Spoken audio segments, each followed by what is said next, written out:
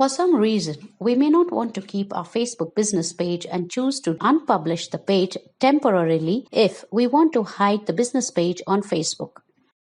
Please subscribe to my channel. It encourages us to create more video tutorials for you. So let's get started with the process. We need to go to the Facebook page that we wish to unpublish temporarily. On the left side of the business page, we need to click the Settings tab. Next, on the right side of the page, under Page Visibility section, we can unpublish the Facebook page.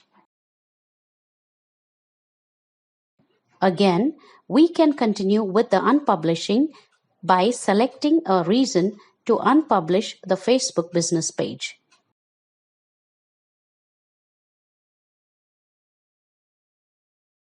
If we want to republish the page, we can click Publish Page under Page Visibility.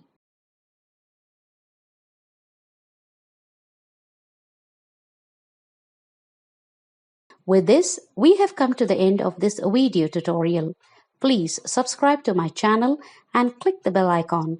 It encourages us to create more and more video tutorials for you. Thank you.